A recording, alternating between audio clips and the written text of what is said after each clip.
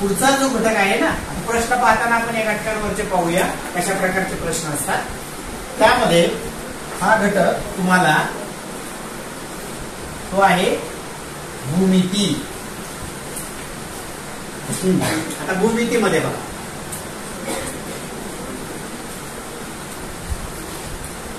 काय पाहिजे?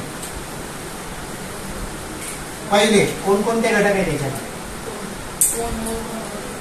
बोला. आता असलं पुस्तक तर पाहून सांगा. चला, परमिशन.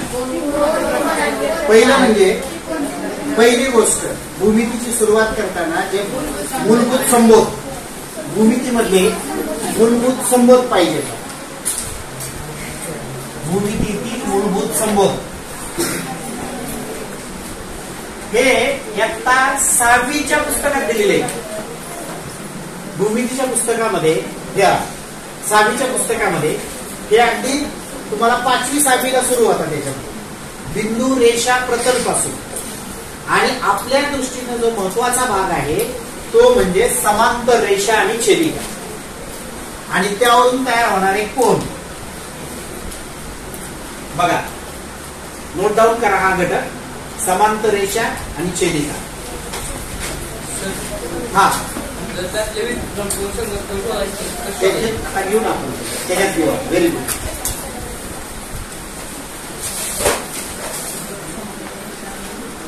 आता बघा, समांतर रेषा व छेदिका असे घटक लिहा. घेतलं. आता बघा, तुम्हाला या भागावर जास्त प्रश्न येतात, आणि प्रत्येक एक तरी प्रश्न तुम्हाला समांतर रेषा आणि छेदिकांच्या, त्या आता ज्यांनी सांगितलं त्या कोणावर असणार आहे. त्यानंतर कोणांच्या ज्या जोड्या आहेत ना, कोणत्या जोड्या कोणांच्या, ते झालं. याचे दुसऱ्या रेषे जोडीतील कोण, पूरक कोण, कोटी कोण, संलग्न कोण. त्या कोटी कोण, पूरक कोण यांच्यावर एक प्रश्न हमखास असणार. बरोबर. एक या समांतर रेषे छेदिकेवरून तयार होणारे कोण, आणि दुसरा जोड्यावर. आता बघा, याचा तुम्ही एक तक्ता तयार केलेला असेल. पहिली गोष्ट लक्षात ठेवा की पहिली समांतर रेषा आहे, एक समांतर रेषा आणि एक छेदिका आहे. त्याचा अभ्यास करताना बघा बेसिक पासून कसं करायचं. एक समांतर रेषा आणि एक छेदिका. मग आता हे जे कोण तयार झाले, किती कोण तयार झाले तिथं? एक. दुसरा नंबर देऊ, किती कोण तयार झाले? एकाच समांतर रेषेनं एकाच छेदिकेने छेदलंय, म्हणजे दोन रेषा एकमेकांना छेदतायत. ओके. इथं समांतर रेषा अजून आलेली नाहीये, फक्त एका रेषेने छेदलं. आता दुसरी रेषा एक आली इथं बघा. परत तेवढेच कोण तयार झाले? 1, 2, 3, 4. आता दोन समांतर रेषाने एका छेदिकेने छेदलं तर किती प्रकारचे कोण होतात? घ्या. पहिला संगत कोण, लिहा असं. इथं लिहा संगत कोण, इथं रेषा असं लिहा. नंतर संगत कोण झाले किंवा याला जोड्या म्हणू आपण. आता जोड्या. नंतर आंतरयुत्क्रम कोण, आंतरयुत्क्रम कोण. नंतर बोला पुढचे. आंतरयुत्क्रम कोण झाले, अंतर कोण झाले, आणि मग पुढचे रेषे जोडीतील वगैरे गरज नाहीये त्याची. हे 3 मेन लक्षात ठेवूया. आता बघा, दोन समांतर रेषा अशी आकृती काढा, असं क्रॉस करायला एक छेदिका. झालं. आता मी तुम्हाला फक्त आता याची हिंट देणार. हा, संगत कोणाच्या जोड्या विचारले. बघा, हा एक संगत कोण, हा एक संगत, हा एक संगत कोण, हा एक संगत, हा एक संगत कोण, हा एक संगत कोण, आणि हा एक आणि हा एक. किती जोड्या तयार झाल्या बघा. बोला. 1, 2, 3, 4. संगत कोणाच्या किती जोड्या तयार झाल्या? 4 जोड्या. म्हणजे कोण किती तयार झाले? कोण किती झाले?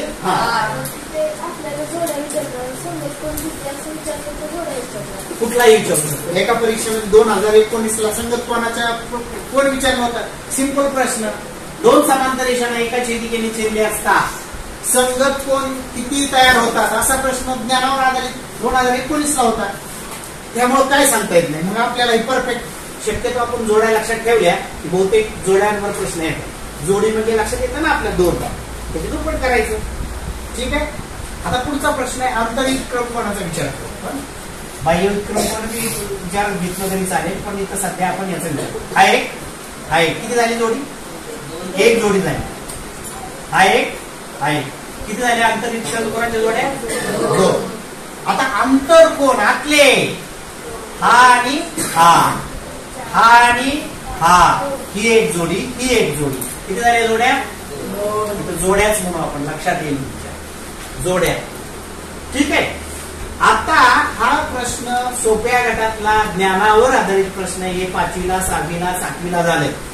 आता इथून वाढवत जायचं पुढे. तुम्ही आता पुढची रेषा बघा. आता काय करायचं? दोन समांतर रेषा आणि त्यांच्या दोन छेदिका. त्रिकोणामध्ये पण असंच असतं. बुद्धिमत्तेमध्ये त्रिकोणांची संख्या मोजा. बघा त्रिकोणांची संख्या मोजा. 5वीला प्रश्न आहे. घ्या झालं. हा 5वीला प्रश्न त्रिकोणांची संख्या मोजा. 8वीला काय केलं जातं तुम्हाला? परत तुम्हाला याच्यामध्ये परत अजून वाढवलं जातं ना. इथं वाढवा. इथे एक वाढवलं जातं, परत याच्यात वाढवलं जातं, परत इथं वाढवलं जातं. फक्त आपल्या रेषा वाढवतात. लक्षात येते मी काय म्हणतो? चौकोनामध्ये तेच केलं जातं. चौकोनांची संख्या वाढवताना आपले रेषा वाढवतात. त्रिकोणामध्ये रेषा वाढवल्या जातात 5वीला आणि 8वीला. पण आपल्याला कन्सेप्ट तीच असते. इथं काय केले मी? रेषाच वाढवली ना. तुम्ही थोडं बोलू सर, कंटाळा आलाय का? बोला आता. बोला इथे. आता तुम्ही फास्ट बोलायचंय. हा बोला. संगतकोणांच्या जोड्या, आंतरकोणांच्या जोड्या.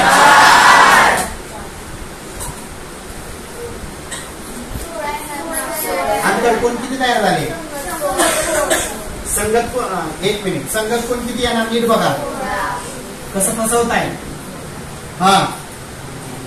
आणि आंतरिक क्रमकोण किती झाले? आंतरिक क्रमकोण मजा. एक इथल्या किती झाल्या? 1 2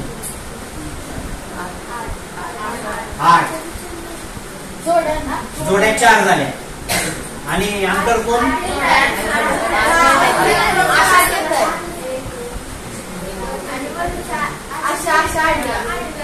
किती झाले? 8. आणि याच्या किती झाल्या? पुढे वाढवा. आता काय करायचंय? काढा. आता सोपा मध्यम कठीण तुम्ही काढायचा. आता परफेक्ट बघा. आता एक प्रश्न तुम्हाला याच्यावर येणार आणि मुख्य प्रश्न जो आहे तो म्हणजे प्रश्न निर्मिती.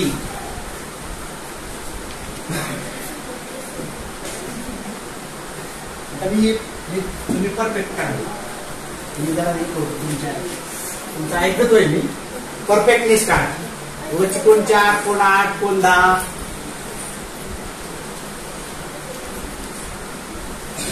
आता जर आपण एवढा भाग तुम्ही कंप्लीट केला तर तुम्हाला एकही प्रश्न तुमचा चुकणार नाही. तुम्ही पाहिल्याबरोबर दोन समांतर रेषांना दोन छेदिकेने छेदले असता टिंब संगतकोणाच्या जोड्या किती? आंतरिक क्रमकोणाच्या जोड्या किती? आंतरकोणाच्या जोड्या किती?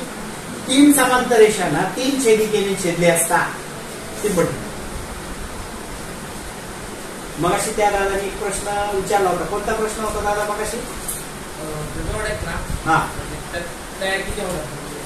आता क्लिअर होईल. आता याच्यावरून जास्त आलं समजा आता नाही याच्या पुढे जाणार नाही जाणार. हे तुमच्या लेवल पर्यंत झाले. याच्या पुढे येणार नाही. एवढंच आहे. याच्या पुढे येणार नाही. आता प्रश्न राहिला एक प्रश्न पूरक कोण आणि कोटी कोण. पूरक कोण आणि कोटी कोण. यांच्यावर ठरलेला प्रश्न असतो. आता या दोन संकल्पना समजून घ्या. हे तीन आहेत कशा, कोणते संलग्न कोनी. बघा, कोटी कोण, पूरक कोण आणि संलग्न कोण किंवा याला लगतचे कोण म्हणतात. संलग्न कोण किंवा लगतचे कोण. हा, आता कोटी कोण सांगा मला. हा, बेरीज 90. ओके, बेरीज 90. पूरक कोण बेरीज 180. हा, आता लगतचे किंवा संलग्न कोण कसे असतात बघा. हा,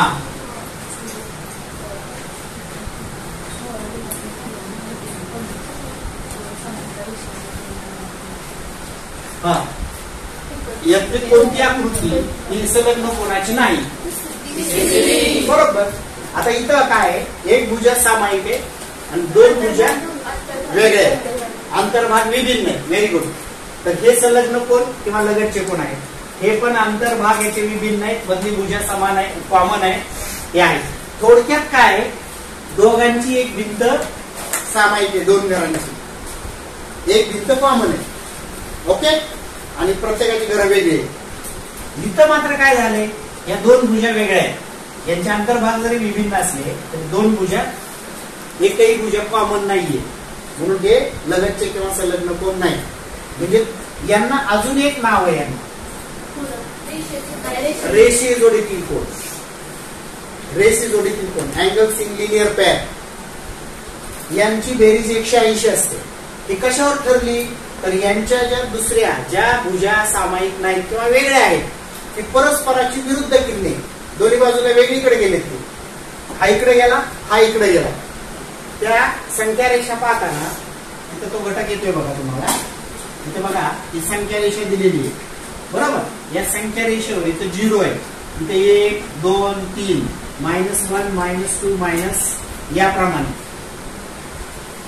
इकडं. तर इथं तुम्हाला परिमेय आणि अपरिमेय संख्या सगळ्या तुम्हाला दिसतील.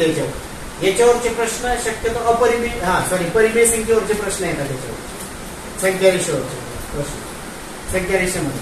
मग इथं काय असतं, समजा इथं भाग दिलेले तुम्हाला 1 2.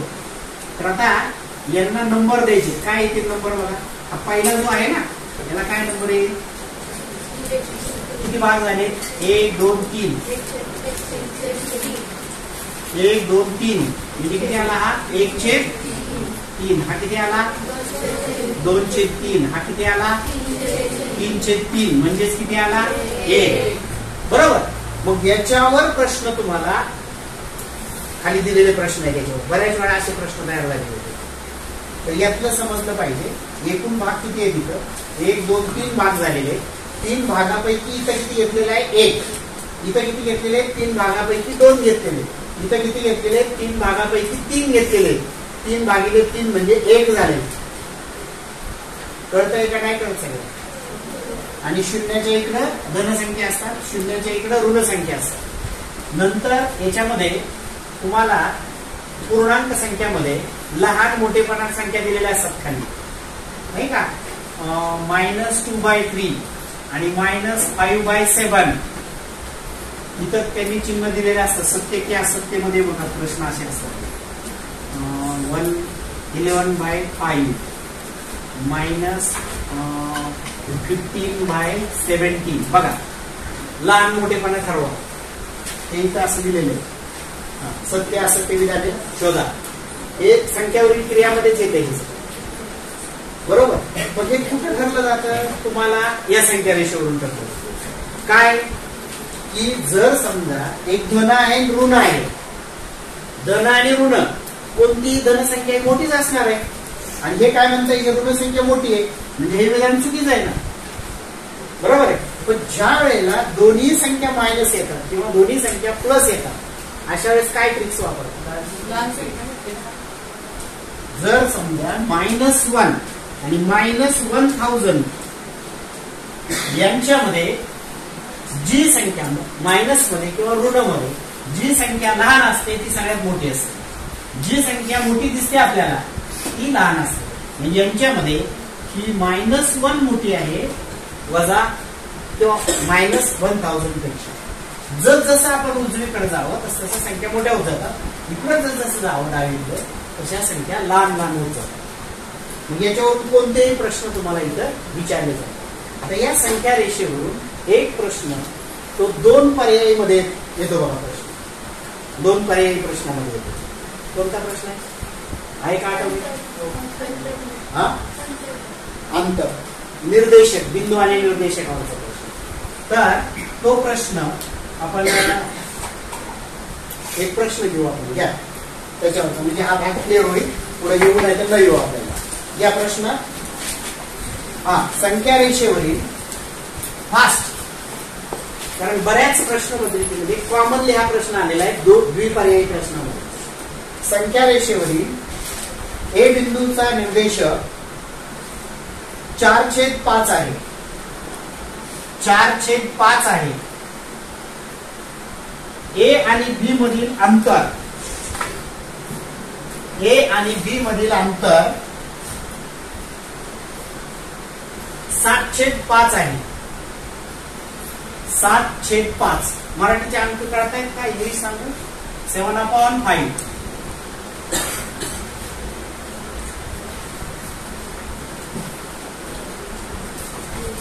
ए बिंदूचा निर्देशक 4/5, ए आणि बी मधील अंतर 7/5 आहे.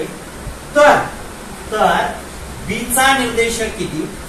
2 अचूक पर्याय नोंदवा. 2 अचूक पर्याय नोंदवा. पर्याय नोंदवा. मित्रांनो, प्रत्येक जिथं 2 पर्यायी प्रश्न आहे तिथं तुम्हाला ही सूचना दिलेली असते, नीट वाचायची. जर कधी कधी ही सूचना वाचली नाही आणि एकच उत्तर नोंदवलं तर आपले 2 मार्क जाणार. म्हणून मी मगाशी पहिल्याच सांगितलं होतं, प्रश्न नीट वाचा. जर प्रश्न कळाला नाही तर त्याचं इंग्रजी व्हर्जन वाचा. कधी कधी मराठी प्रश्नामध्ये काही शब्दांची मिस्टेक झालेली असते, प्रिंटिंग मिस्टेक. कधी कधी एखादं छापायचं सुद्धा राहून गेलेलं असतं, झालेले असं अनेक वेळा. मराठीच्या प्रश्नामध्ये एखादा शब्द विसरलेला असतात किंवा प्रश्न कळत नाही, काहीतरी चूक झालेली असते. त्यावेळेला इंग्लिश मधला प्रश्न वाचायचा, इंग्रजी मधला. इंग्रजी वाचता येते तर तो प्रमाण मानायचा. लक्षात आलंय सगळ्यांच्या? प्रश्नामध्ये जर चूक असेल तर इंग्रजी प्रश्न वाचून बघायचा, नाही कळाला तर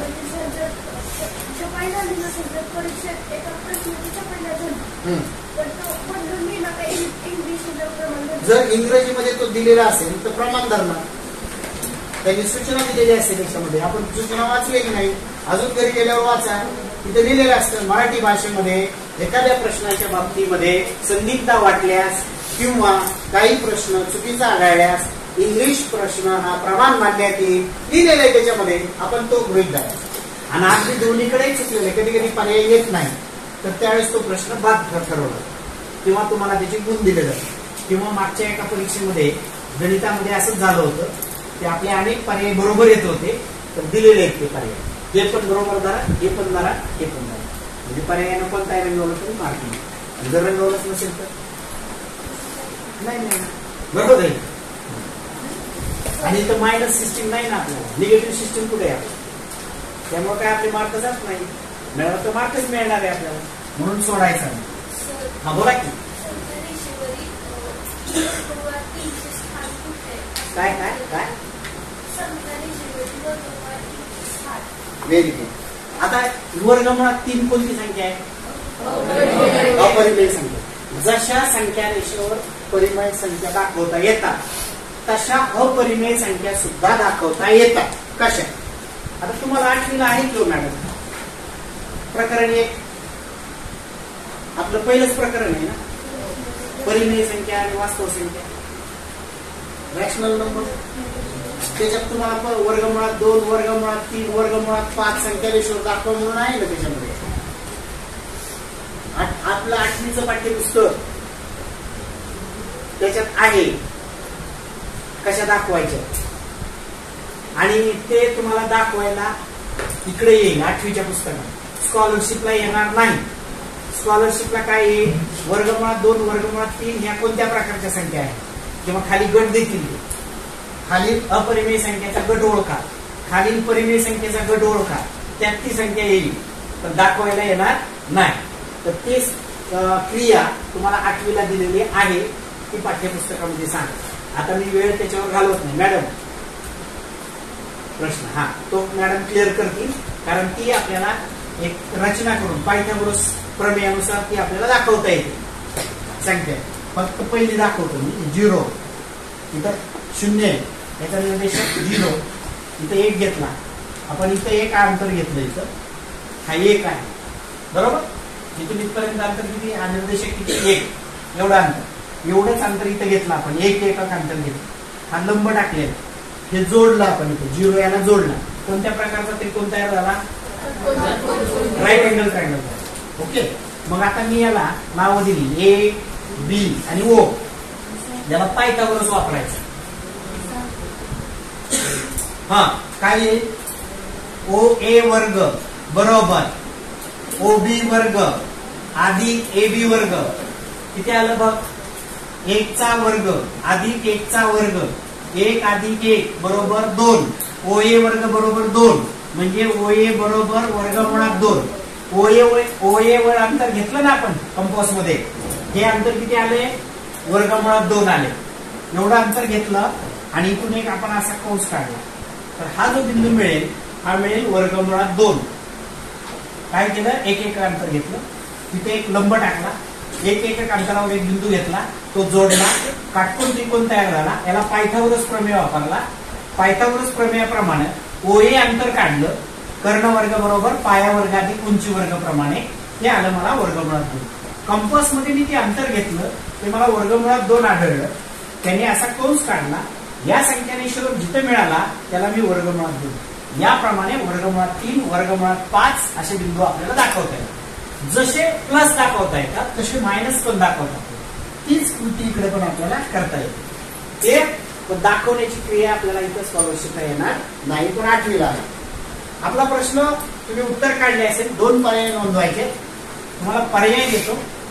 पर्याय आहे -11/5, दुसरा आहे 11/5, तिसरा आहे 3/5 आणि पुढचा आहे -3/5.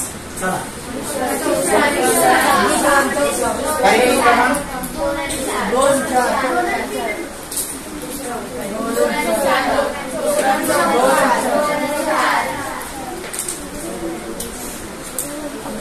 किती येतं,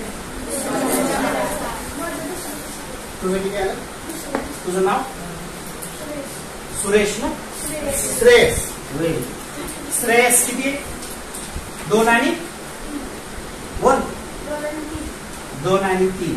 आणखी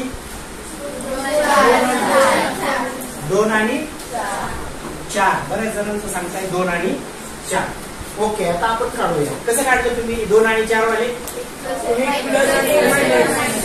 1 प्लस आणि 1 मायनस, असं नाही लक्षात ठेवा. करता ही कृती बरोबर आहे, करता ही कृती एकदम बरोबर आहे, पण शब्द पर्टिक्युलर लक्षात ठेवा, अंतर शब्द लक्षात ठेवा. अंतर काय करायचं, त्या बिंदूमध्ये एकदा अंतर प्लस करा, एकदा अंतर मायनस करा, कारण इथं फसणार आहे कुठं. मी तुम्हाला जर एक प्रश्न टाकला की तुम्ही 100% प्लस आणि मायनस वर फसणार आहे कुठं. बघा प्रश्न विचारला मी, ए बिंदूचा निर्देशक 4/5 आहे, बी बिंदूचा निर्देशक 7/5 आहे, तर 2 बिंदू मधील अंतर किती, 2 बिंदू मधील अंतर किती, फसणार ना. कारण तुम्ही काय करणार आहे, एकदा प्लस करणार आहे, एकदा मायनस करणार आहे, 2 उत्तर निवडणार आहे. तुम्ही 2 उत्तर विचारलीच नाही ना, तुम्हाला एकच उत्तर विचारलं होतं. फसायचं नाही, प्रश्न नेहमी बदलून टाकले जातात, फसवलं जातं तुम्हाला, फसायचं नाही आपण, समजतंय. अंतर हा शब्द लक्षात ठेवा, की अंतर जर दिलं 2 बिंदू मधलं, एका बिंदूचा निर्देशक दिला तर आपल्याला अंतर एकदा मिळवा, अंतर एकदा बघा. किती आलं, 4/5 प्लस 7/5, 4/5 मायनस 7/5 किती येईल, -3/5, 11/5 5. पर्याय क्रमांक 2, पर्याय क्रमांक 4. येस. आता बघा याचं म्हणणं काय आहे की आपण 7/5 याच्यामधून, आता इथं बघा याची जी शंका आहे ना त्या बेरजेच्या नियमावर आधारित याची शंका. आपल्याला 2 गोष्टी माहित पाहिजे, बेरजेचे नियम आणि गुणाकाराचे नियम. बेरजेचे नियम काय आहे? चला या खाली बेरजेचे नियम. अशा शंका विचारा, तुम्हाला तुमच्या शंका क्लिअर होतील. आजच्या दिवस आपण मॅडमची परवानगी घेतलेली, मॅडम काय म्हणणार नाहीत तुम्हाला. का? गणितामध्ये कुणी परिपूर्ण नसतं, लक्षात घ्या. बरोबर आहे. आपण सगळे शिकण्यासाठी, आम्ही पण शिकतो. मी पण सर बऱ्याच मुलांकडून ट्रिक्सच शिकतो. मी तरी आम्ही पण तुमच्याकडून शिकत असतो. कारण प्रत्येक व्यक्ती ही आयुष्यामध्ये कधीच परिपूर्ण, आपण काय गुगल आहेत का? नाही, शिकायचं. त्यामुळे तुमच्या ज्या शंका असतील चर्चा करा. मला माहित नसेल, मी सांगणार तुम्हाला मला माहित नाही. मला काही कमीपणा वाटत नाही, कारण मी पण एक शिक्षक असेल, माणूसच आहे. मला सगळं थोडंच माहित असेल, नसेल माहिती एखादी गोष्ट, पण माहित असेल तेच सांगणार. जे माहित नाही थापा मारणार. बेरजेचे नियम. आता बेरजेचे नियम काय आहे? लिहा. समान चिन्हे असतील, समान चिन्हे असतील तर सरळ बेरीज करा. समान चिन्हे असतील तर सरळ बेरीज करा. जे चिन्ह असेल ते द्या. अगदी तुमच्या भाषेत. समान चिन्ह असतील तर सरळ बेरीज करा. जे चिन्ह असेल ते द्या.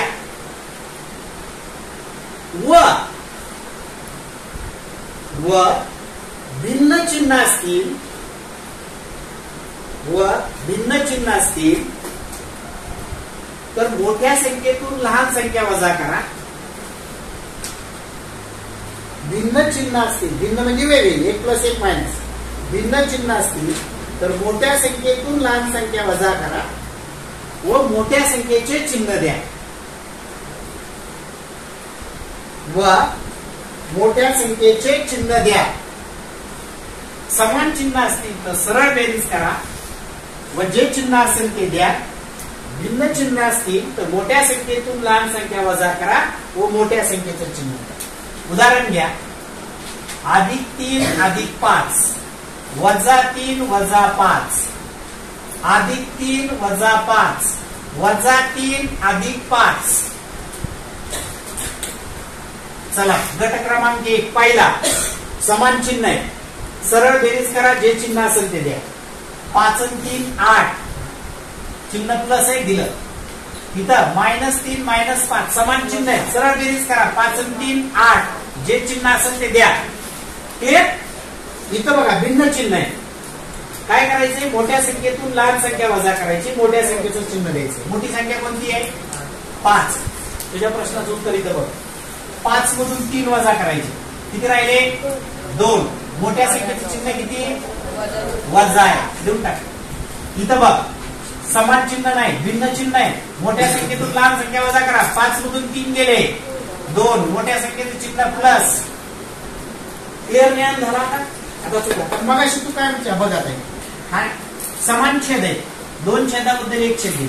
आता इथं आपला नियम, चिन्ह भिन्न आहे, मोठ्या संख्येतून लहान संख्या वजा केली. 7 मधून 4 गेले, किती राहिले? 3. मोठ्या संख्येचं चिन्ह मायनस आहे म्हणून दिलं मायनस. क्लिअर झालं? आता गुणाकाराचे नियम. गुणाकाराचे नियम, कारण हे जर आलं तर तुमचं चुकूच शकत नाही. गुणाकाराचे नियम. हा प्लस गुणिले प्लस बरोबर प्लस, मायनस गुणिले मायनस बरोबर प्लस, मायनस गुणिले प्लस बरोबर मायनस आणि प्लस गुणिले मायनस बरोबर मायनस. धन गुणिले धन धन, ऋण गुणिले ऋण धन, ऋण गुणिले धन बरोबर ऋण, धन गुणिले ऋण बरोबर ऋण. आता जरा गोंधळ होतो, धन आणि ऋण आणि धन आणि ऋण. मी याला एक ट्रिक शोधली. या धन जे आहे याला मी काय म्हटलं माहितीये का? मित्र म्हटलं.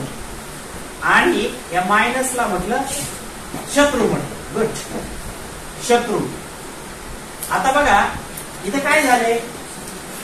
2 समान चिन्ह आहे, समान चिन्हांचा गुणाकार धन आलाय, प्लस प्लस गुणाकार धन आला, मायनस मायनस गुणाकार धन आला. आणि भिन्न चिन्ह आहे, 1 प्लस 1 मायनस आहे. गुणाकार आम्ही नेहमी ऋण येणार. एक मायनस आहे, एक प्लस आहे, एक प्लस आहे, एक मायनस आहे. गुणाकार किती येणार? ऋण येणार. समान चिन्हांचा गुणाकार लिहा. समान चिन्हांचा गुणाकार धन येतो